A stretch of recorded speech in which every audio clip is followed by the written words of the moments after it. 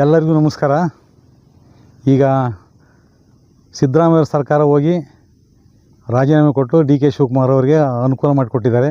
ನಮ್ಮ ಹಿಂದುಳಿದ ನಾಯಕರು ಒಂದು ಘನತೆ, ಒಂದು ಗೌರವ ಉಳಿಸಿ ಅವರು ಒಂದು ಇನ್ನೊಬ್ಬರಿಗೆ ಮಾದರಿಯಾಗಿ ಅವರು ರಾಜೀನಾಮೆ ಕೊಟ್ಟಿದ್ದಾರೆ. ಈಗ ಅದೇ ರೀತಿ ರಾಜೀನಾಮೆ ಕೊಟ್ಟ ಪ್ರಕಾರ ಡಿ ಕೆ ಶಿವಕುಮಾರ್ಗೆ ಮುಂದಿನ ಮುಖ್ಯಮಂತ್ರಿ ಆಗೋದಕ್ಕೆ ಅನುವು ಮಾಡಿಕೊಟ್ಟಿದ್ದಾರೆ. ಈಗ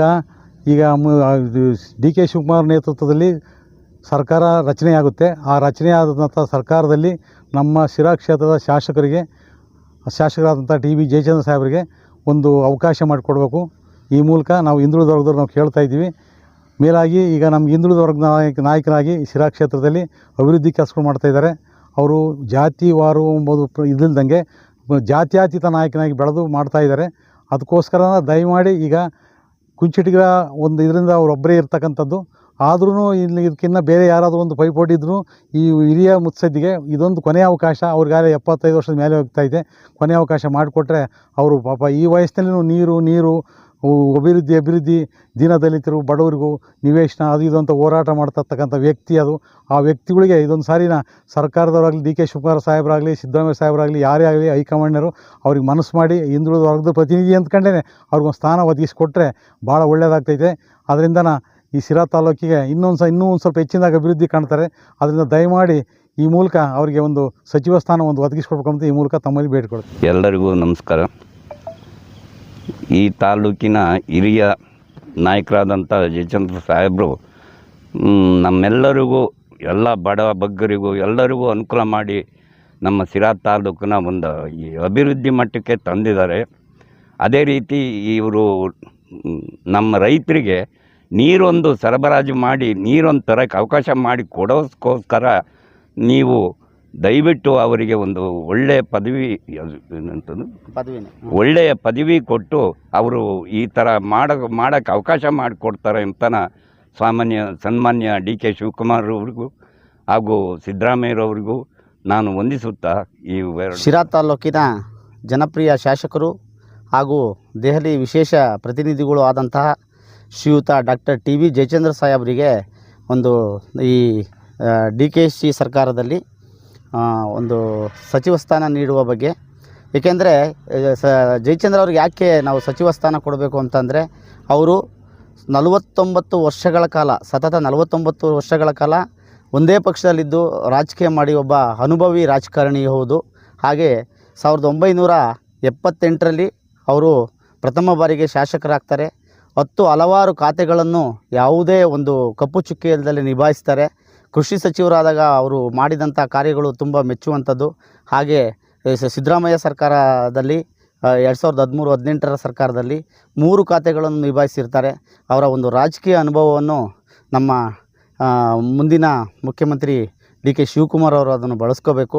ಏಕೆಂದರೆ ಅವ್ರಿಗೆ ಸಚಿವ ಸ್ಥಾನ ಕೊಡಬೇಕು. ಅವರು ಇಡೀ ರಾಜ್ಯದಲ್ಲಿ ರಾಜ್ಯ ಕಂಡಂಥ ಒಬ್ಬ ಹಿರಿಯ ಮುತ್ಸದ್ದಿ ರಾಜಕಾರಣಿ. ಏಕೆಂದರೆ ಇವತ್ತು ಅಪ್ಪರ್ ಭದ್ರಾ ಇರ್ಬೋದು, ಎತ್ತಿನೊಳೆ ಇರ್ಬೋದು, ಹೇಮಾವತಿ ಇರ್ಬೋದು, ಇವು ನೀರು ತರೋದ್ರಲ್ಲಿ ತುಂಬ ಯಶಸ್ವಿಯಾಗಿದ್ದಾರೆ.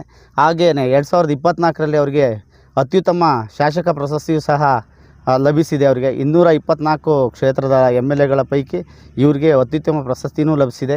ಇವತ್ತು ಶಿರಾನ ಒಂದು ಅಭಿವೃದ್ಧಿಯ ಪಥದತ್ತ ಕೊಂಡೊಯ್ದು ಇವತ್ತು ಅಭಿವೃದ್ಧಿ ಮಾಡೋರೆಂದರೆ ಶಿರಾ ತಾಲೂಕು ಈ ಮಟ್ಟದಲ್ಲಿ ರಾಜ್ಯದಲ್ಲೇ ಒಂದು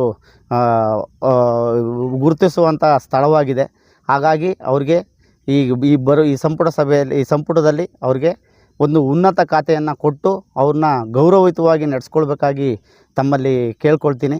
ಏಕೆಂದರೆ ಸುಮಾರು 21 ಉಪಸಮಿತಿಗಳಿಗೆ ಅಧ್ಯಕ್ಷರಾಗಿದ್ದರು, 18 ಸಬ್ ಕಮಿಟಿಗೆ ಉಪಾಧ್ಯಕ್ಷರಾಗಿದ್ದರು, ಹಾಗೆ ವಿರೋಧ ಪಕ್ಷದ ಉಪನಾಯಕರಾಗಿದ್ದರು. ಅವ್ರಿಗೆ ರಾಜಕೀಯ ಅಂದರೆ ಅವರು ಎಲ್ಲ ಕ್ಷೇತ್ರ, ಬಟ್ ಸಿ ಎಮ್ಮಿಗೂ ಆಗೋಂಥ ಅರ್ಹತೆ ಇರೋ ವ್ಯಕ್ತಿ ಆದರೂ ಇವತ್ತು ಸಚಿವ ಸ್ಥಾನವನ್ನು ನೀಡಬೇಕು ನೀವು. ಏಕೆಂದರೆ ಅವ್ರಿಗೆ ಭಾಳ ಅರ್ಹತೆ ಉಳ್ಳ ವ್ಯಕ್ತಿ.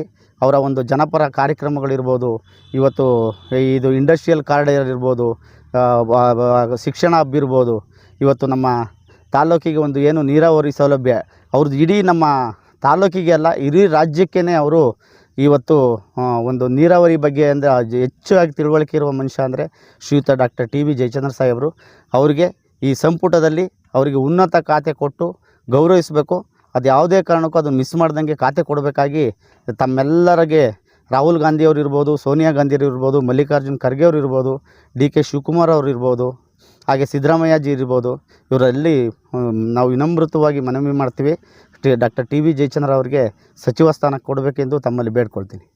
ಜೀನಿ ಸ್ಲಿಮ್ ರೆಫರ್ ಮಾಡ್ಬೇಕಾದ್ರೆ ಕಾರಣ ಏನಂದ್ರೆ ವೇಟ್ ಲಾಸ್ ಸಲುವಾಗಿ ನನ್ ಬಾಳ ಜನ ಕೇಳಿದ್ರು. ಫಸ್ಟ್ ನಾನ್ ತಗೊಂಡು ನನಗೆ ರಿಸಲ್ಟ್ ಬಂದ್ಮೇಲೆ ಆಮೇಲೆ ನಾನು ಜೀನಿ ಸ್ಲಿಮ್ ಇನ್ನೊಬ್ಬರಿಗೆ ಪ್ರಿಪೇರ್ ಮಾಡಿದ್. ಸುಸ್ತಾಗೋದು ಕಡಿಮೆ ಆಯ್ತು, ವೀಕ್ನೆಸ್ ಅದು ಏನೂ ಇಲ್ಲ, ಪೂರಾ ಹೆಲ್ದಿ ಅದೇನೆ. ವೇಟ್ ಜಾಸ್ತಿ ಇರೋರಲ್ಲಿ ಏನೇ ಡೌಟ್ ಇಲ್ಲದೆ 100% ಬಳಸಬಹುದು. ಪ್ರತಿದಿನ ನಮ್ಮ ಜೀನಿ ಸ್ಲಿಮ್ ನ ಯೂಸ್ ಮಾಡಿ ಯಾವುದೇ ಸೈಡ್ ಎಫೆಕ್ಟ್ ಇಲ್ದಂಗೆ ನೀವು ಸಣ್ಣ ಆಗ್ತೀರಾ. ನಾ ಏನೇನೋ ಮಾಡಿದೆ, ಬೆಳಿಗ್ಗೆ ರಾತ್ರಿ ಎಲ್ಲ ವಾಕ್ ಮಾಡಿದೆ, ಬೆಳಿಗ್ಗೆ ರಾತ್ರಿ ಎಲ್ಲ ಮೆಡಿಸನ್ ತಗೊಂಡೆ, ಆದ್ರೂ ನನ್ನ ದೇಹದಲ್ಲಿರೋ ಸಕ್ಕರೆ ಹತೋಟಿಗೆ ಬರ್ತಿಲ್ಲ ಅಂದ್ರೆ ಯಾಕ್ರಿ ಯೋಚನೆ ಮಾಡ್ತೀರಾ? ಜೀನಿ ಶುಗರ್ ಆಮ್ಲನ 3 ತಿಂಗಳು ನಿರಂತರವಾಗಿ ತಗೊಳ್ಳಿ, ನಿಮ್ಮ ದೇಹದಲ್ಲಿರೋ ಸಕ್ಕರೆ ಖಂಡಿತವಾಗ್ಲೂ ಹತೋಟಿಗೆ ಬರುತ್ತೆ. ಆಮೇಲೆ ನಾನೇ ಬಂದು ನಿಮ್ಮನ್ನ ಭೇಟಿ ಮಾಡ್ತೀನಿ. ಎಷ್ಟೇ ದುಡ್ಡಿದ್ರು ಆಯುಷ್ನ ಕೊಂಡ್ಕೊಳ್ಳೋಕೆ ಸಾಧ್ಯನೇ ಇಲ್ಲ. ಆರೋಗ್ಯ ಸರಿ ಇದ್ರೆ ಆಯುಷ್ ಗಟ್ಟಿಯಾಗಿರುತ್ತೆ. ಆರೋಗ್ಯ ಸರಿ ಇರಬೇಕು ಅಂತಂದ್ರೆ ನಿಮ್ಮ ಅಡಿಗೆಯಲ್ಲಿ ಪ್ರತಿದಿನ ಜೀನಿ ಗಾಣದ ಎಣ್ಣೆ ಬಳಸಿ. ಜೀನಿ ಗಾಣದ ಕಡಲೆಕಾಯಿ ಎಣ್ಣೆ, ಕೊಬ್ಬರಿ ಎಣ್ಣೆ ಎಲ್ಲಾ ಮೆಡಿಕಲ್ ಶಾಪ್, ದಿನಸಿ ಅಂಗಡಿ ಹಾಗೂ ಸೂಪರ್ ಮಾರ್ಕೆಟ್ಗಳಲ್ಲಿ ಲಭ್ಯ.